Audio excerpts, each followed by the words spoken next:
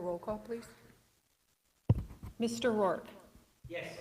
Mr. Dumont. Yes. Ms. Wolf. Yes. Mr. Taylor. Yes. Ms. Singh. Yes. Mr. Engel. Yes. Mr. Wooden. Yes. Dorothy Lynn. Yes. All passes 8-0. Okay, moving on. May I have a motion to approve item 6.11, the agreement with the Immigrant Psychology Network? So moved. Ms. Wolf, Ms. Singh. Are there any comments or questions regarding 6.11?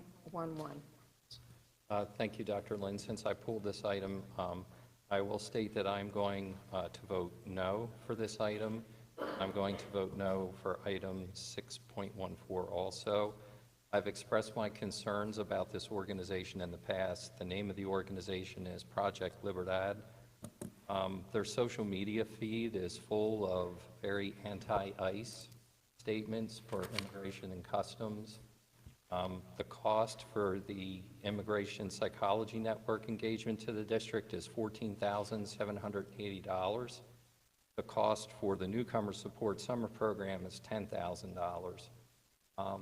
This is an NGO, a non-governmental organization that, in my opinion, shows some very disturbing opinions about ICE, and I just do not think it is a good use of taxpayer money to be funding an NGO like this, so I'll be voting no for both.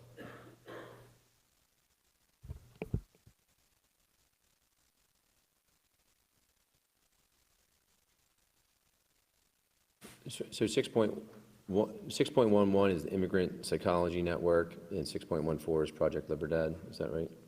Okay. That's correct. So we talked about both at the same time, or we may vote separately? So we will be voting on 6.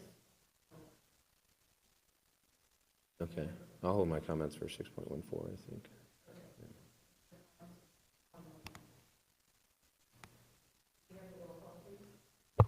Mr. Rourke. No. Mr. Engel. Yes. Ms. Singh. Yes. Mr. Wooden. Yes. Ms. Wolf. Mr. Dumont. No. Mr. Taylor. Yes. Dr. Lynn. Yes. Motion passes 6-2. May I have a motion to approve item 6.14, the Project Libertad Newcomer Support Summer Program? So moved. Ms. Wolf, Mr. Engel. Are there questions or comments regarding 6.14? I think it's a repeat of what you just said, right? Correct. Anybody else have anything? Yeah, I share Mr. Dumont's concerns for Project Libertad. Just given the resources that we have available, it seems like there could be a different organization to maybe support this need that we might have, and for an organization to really just, the social media posts, and now we don't have to exclude an organization for their feelings, but we also don't have to hire them either. And so for me, it's, I think it's a conflict of themselves injecting themselves into politics more so than I'm comfortable with bringing it into the schools. I have a question about the contract, on the wording in the contract. So one of the things we specifically did with the contract language, the summer newcomer program, last year was our first year with that program. It's a STEM-oriented program, so science, technology, engineering, and math activities.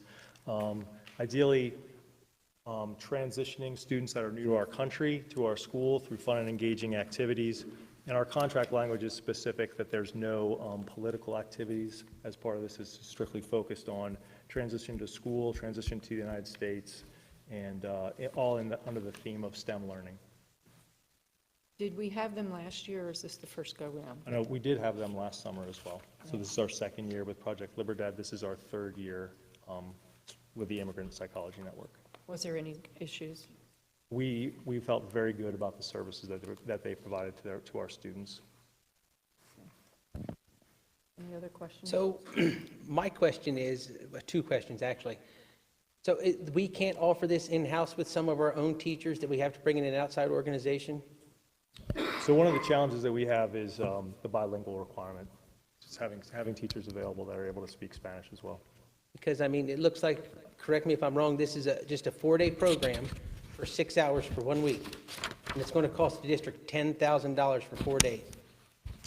That's correct. For 20 students, that averages about $500 per student. I think if you look at the cost of similar summer experiences, they're easily in that ballpark, if not higher. But if also, we have to provide transportation for the kids and provide them breakfast and lunch included in the price. Do. On top of the $10,000 fee. Correct. I mean, like Mr. Dumont said earlier, we're looking at tax increase across the board, and we've come in and asked our teachers to make cuts in the classroom and asked principals to make cuts, and then we're spending money like this. I just don't understand.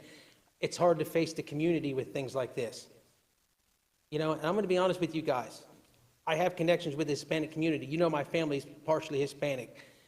We're kind of leaning on Hispanics too much. What about the other people that's in the building? What about the other races of children that don't have anything to do? And it's becoming a problem that we're focusing on just one culture of students. And, a lot of the Hispanic community's thinking that we're drawing attention to them, and they're not liking it. So these are some of the things we need to think about whenever we move forward from this point forward. Any other comments? And Dr. Shong, when we discussed this organization last year, I think we discussed both, the Immigrant Psychology Network, which focuses on trauma counseling, right? And so, and that's why I support that one, because of the, the support for traumatic support, mental health support there, because I'm a big mental health advocate. But for the Project Libertad, I know we discussed that last year. We discussed that language potentially, being included in the contract, that they wouldn't engage in any political conversations within the district. But at the same time, I thought we discussed potentially trying to seek alternative resources for that as well. If my memory serves me correctly, did we seek alternative resources? Yeah, because that's a really great question. It is hard to vote in support of something that is, when you do look at their social media feeds, that they're incredibly divisive. One of the things that our teachers have been really deliberate and purposeful about doing is looking for organizations to provide these services. There are not really any other organizations out there that provide this level of service for this age of student, and which is why we continue to ask to work with them.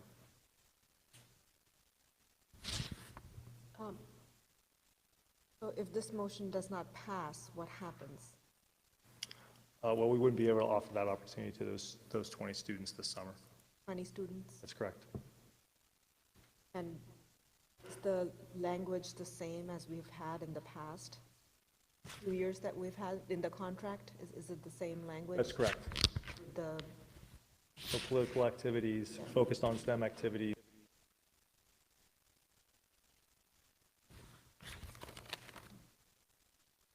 So Dr. DeShong, I do appreciate that additional context, the political activities. I think where my concern is, political activities, and of course I'm sitting next to our solicitor, so I'm sure he'll be quick to correct me. Political activities and legal activities are different things. And I don't think I saw in the contract where they're restricted for offering legal advice. There's a difference between political activities and legal activities, so that's where my concern is, above and beyond what my concern is about taxpayer money going to an organization like this. When I did read that contract, it does not seem robust enough to me to prevent them, if they so choose, to engage in legal activities.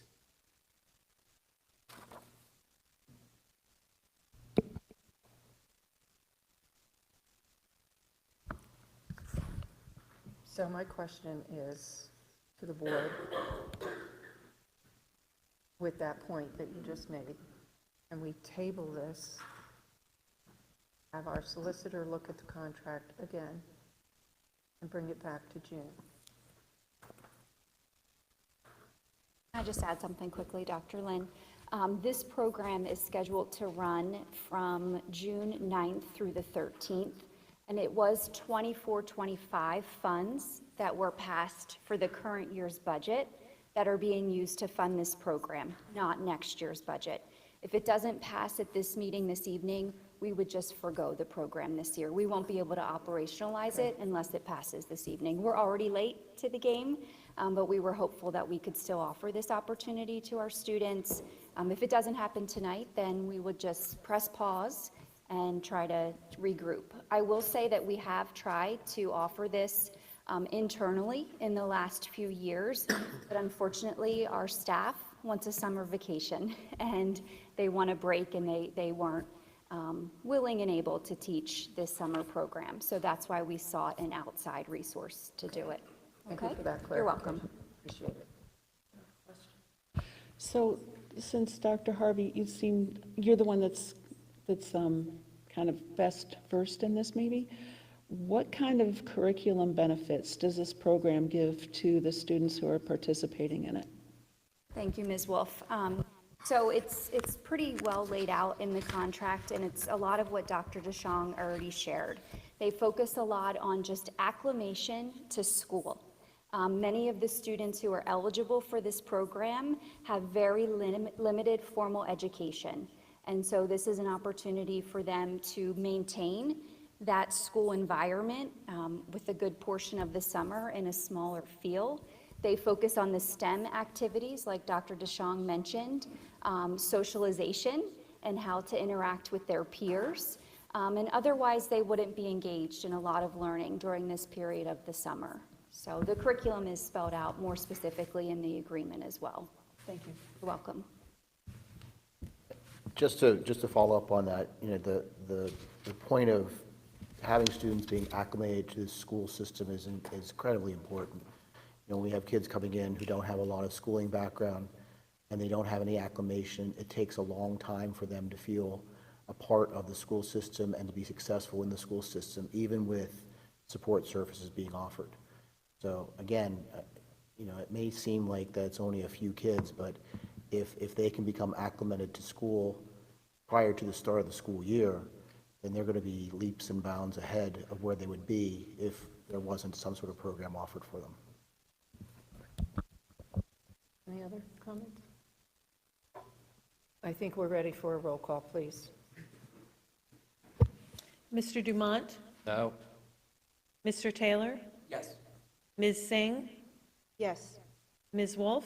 Yes. Mr. Engel? Yes. Mr. Rourke? No. Mr. Wooden? No. Dr. Lynn? Yes. Motion passes 5-3.